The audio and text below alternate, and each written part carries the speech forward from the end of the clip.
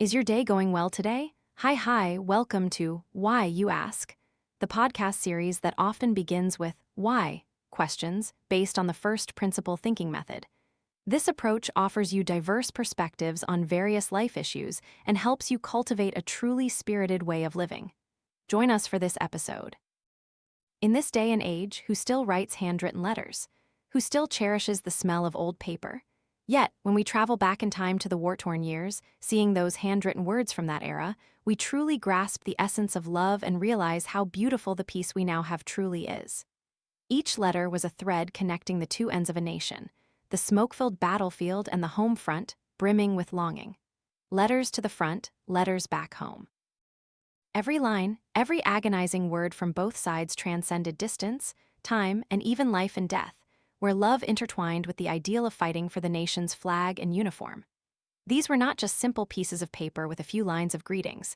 They were a flowing stream of memories. They were the warmth that soothed the souls of those facing bombs and bullets day and night. They were the flame that warmed the hearts of mothers, fathers, wives, and children back home, waiting with weary longing. Amidst the brutal dangers, every hurried word penned under the flickering light of an oil lamp, on the back of a hammock, or at the entrance of a dugout became a deeply moving reminder of the power of love, of a burning desire for peace, of an era where human kindness and patriotism merged, creating an immortal epic. And today, these fiery letters from the battlefield once again return as silent words to tell the story of Vietnam's heroic past and the era we are living in. Let's join Why, You Ask podcast to delve into these time-stained letters, turning each page of memory to uncover the heroic anthem of our Vietnamese nation. Let's begin. Amidst lands ravaged by bombs and bullets, where death was always near, thousands of letters were born, written day and night in makeshift shelters, in muddy trenches, snatched during a brief halt on a marching route, or by the flickering light of an oil lamp. Each letter sent was a difficult journey, crossing dark forests, hills reeking of gunpowder, and not a few times had to lie dormant midway due to fierce bombing. Young soldiers entered the battlefield with revolutionary ideals in their minds and family, parents, wives, and children in their hearts. Amidst the myriad hardships of battlefield life, soldiers meticulously wrote each word, pouring out their intense longing and their faith in the day peace would be restored, when the nation would be liberated from the shackles of slavery, oppression, and exploitation. Through simple words, these letters recreated the fervent atmosphere of the war zone, where life and death were but a hair's breadth apart, yet the resilient, indomitable spirit and burning patriotism shone brightly, unshaken by anything. The following letter was hastily written by fallen soldier Tran Minh Duc during a rest stop on his combat march, sent to his family. My beloved parents. So, we have successfully completed the phase of marching through the Truong Son mountain range. Today is a day of rest on our arduous journey. Perched high on a Truong Son peak, we are comfortably swinging in our hammocks. I leisurely recall the peaceful memories of my filial youth in our beloved sacred homeland, now etched into my memory, and the stormy life of battle that has been and continues to be my path through the marches and battles of Truong Son. If I were a farmer, I would say this is the carrying pole supporting the two granaries of the motherland. If I were a worker, I would say this is an internal combustion engine. If I were a geographer, then of course, this is a majestic natural border that creation has favored our Vietnam with. As a soldier, I say this is the lifeblood of Vietnam. Truong Son holds the spirit of unity between North and South. Truong Son is a communication line, but more accurately, it's a communication tunnel between the two regions of North and South. The modern means of the Pentagon, the bombs and bullets of the United States, have been forced to surrender to the Truong Son mountains and forests. For every grain of rice in a meal, Truong Son has that many mountains. For every drop in a bowl of soup, Truong Son also has that many streams. It's scorching hot to peel the skin and freezing cold to cut the guts, hot during the day and cold at night. But from those hardships, we have earned the honor of being soldiers in the People's Army of Vietnam. Standing atop the mountains, we can see a stretch of our country nourished by the Truong Son winds, lifting our steps forward. Letters hastily written in the trenches not only recorded daily life and combat missions, but also served as a repository for deep thoughts and feelings, filled with aspirations that seemed simple yet were so incredibly distant. The yearning for just one reunion with loved ones, a fleeting moment with parents, wives, and children before continuing the journey to the battlefield. These letters also carried messages of encouragement from loved ones back home. Rest assured, so that our soldiers can hold their rifles steady, determined to fight for national independence. The letter from Sister Vo Thuy Tram, squad leader of Squad B, Company 552, Ha Tin Youth Volunteer Force, written to her mother, is also one of countless expressions of love from the brutal battlefield. My dearest mother, tomorrow, Sister Thuy will return to collect provisions and will stop by our house. I'm writing a few lines to send home to ask about you. Mother, this afternoon we defeated the Americans again in another round. I'm telling you so you can be happy. This noon, dozens of enemy planes came to drop bombs on Dong Loc T-junction, demanding a quick reopening of the road. Although it was still early, all of us rushed to the road to promptly repair it. While we were working, enemy planes came to scout. They thought the roads had been utterly destroyed by their rain of bombs. But they have eyes, yet they are blind.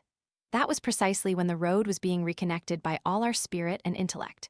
As dusk fell, trucks heavily laden with love from the home front rolled on all four wheels towards the front lines. We joyfully waved to salute the brave truck drivers. My mother must be very worried about us, seeing the enemy attacking more frequently than before.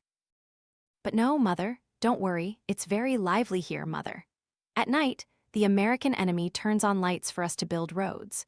During the day, they drop bombs to kill fish for us to improve our meals. Their bombs and bullets can shake the mountains and forests, but they can never shake our hearts, Mother. As long as the Americans remain aggressive, there will be many more stories for me to tell you about their failures on this resilient land. Mother, despite the fierce bombardment, we have still learned many new songs. The notebook you sent me some time ago is almost full. Please send me some more paper, Mother. I just visited you, Mother, yet I miss you so much. I hope you take care of your health and don't worry about me too much. Thin, my dear sister, how is your studying? Is it good? I remind you to help Mother for me. Don't let her do too much, it's a shame. My sisters in the unit send their regards and wish you good health, Mother. Please let me send my regards and wishes for good health to Aunt and Uncle and our neighbors. That's all for now, Mother. Your daughter, your sister. Tan. These lines, imbued with emotion, faith, and youthful aspirations, were also her last letter. 5 days later, she and 9 comrades bravely fell at Dong Loc T-junction, where these young women, aged 18 to 20, forever rested in the embrace of their motherland.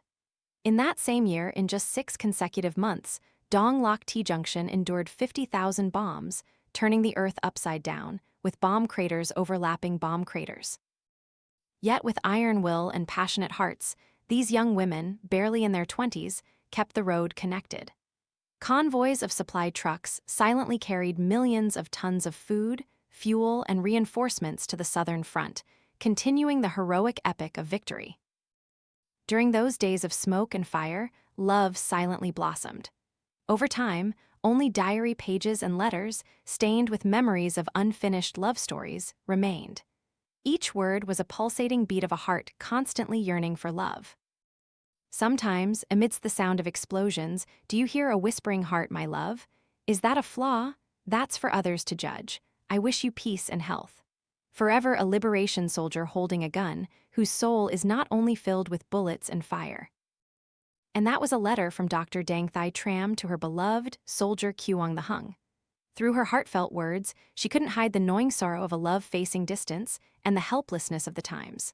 For his part, though he loved and missed her dearly, Khuong The Hung chose silence, putting his own love aside to fight for the common cause of the nation.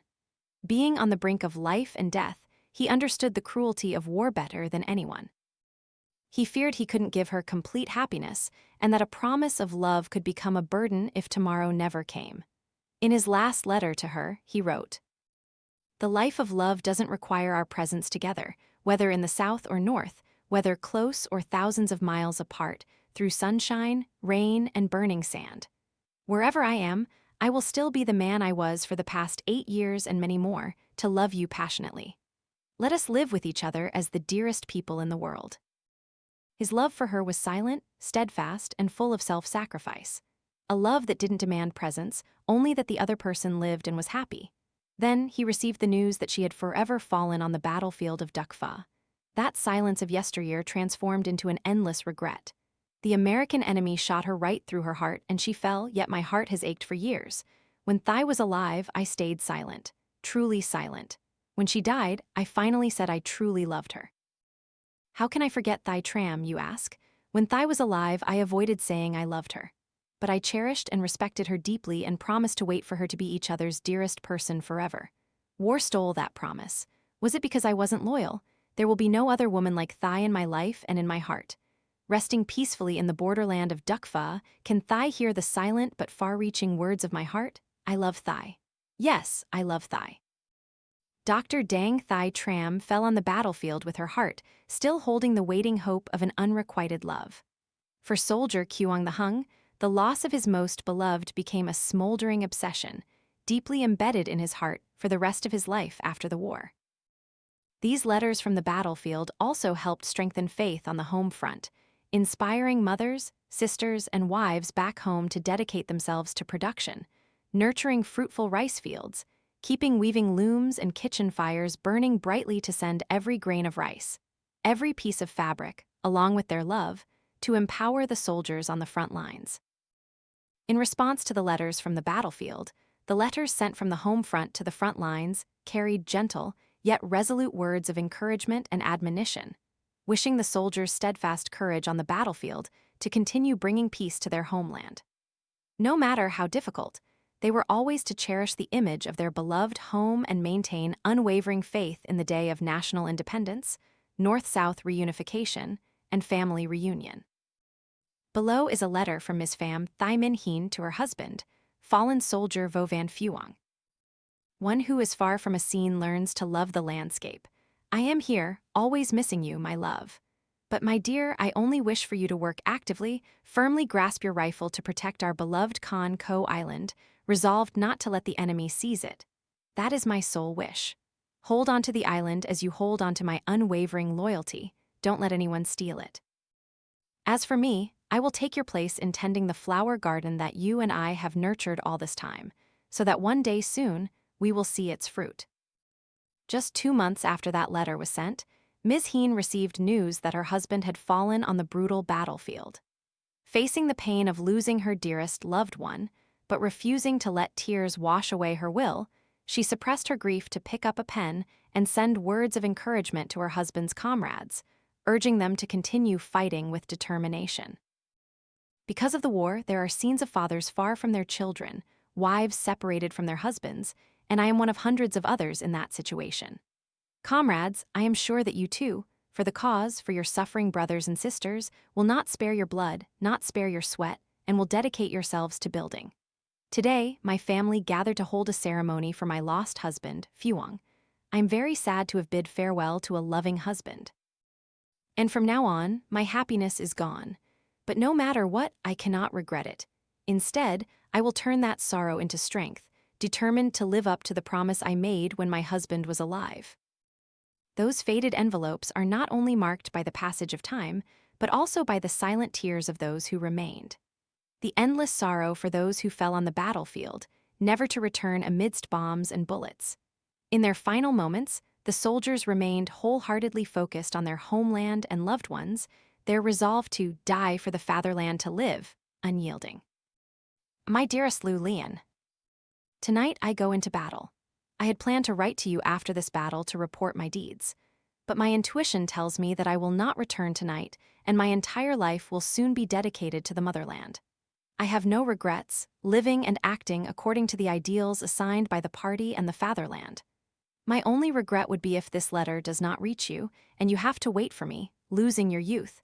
That would be a great sin on my part. Before going to battle, I left some things with the unit. Please keep one backpack. In it, there is my party membership card, a diary, several letters from you reminding me to return, a few photos of you and me, and the embroidered scarf with the violet rose of loyalty. I handed it directly to my uncle Luong Ngok and told him that everything, the front and the home front, is in that bag. If I do not return, he must somehow inform Lu Lian. Just giving her this scarf is enough for Lu Lian. These wartime letters, now yellowed with age, still carry the breath of youth in every stroke of the pen. Soldiers stepped onto the battlefield without hesitation, carrying an unwavering faith in the day of independence, in victory. These were not just words, they were the soul of an entire era. Each letter sent, each page replied, remains a testament to a heroic time, filled with hearts steadfast in belief, and hands, though trembling in the cold or covered in the dust of trenches, carefully inscribing each word to send home. More than just letters, they are memories, the flesh and blood of a nation, a thread connecting the past to the present, reminding us of the value of peace, of love, and above all, reminding us to be grateful for those who lived through the war with all their faith and hope, so that today's generation can live in tranquil days. Peace is a legacy. Freedom is not something this country naturally acquired but was earned by its people. As a legacy, it must be preserved.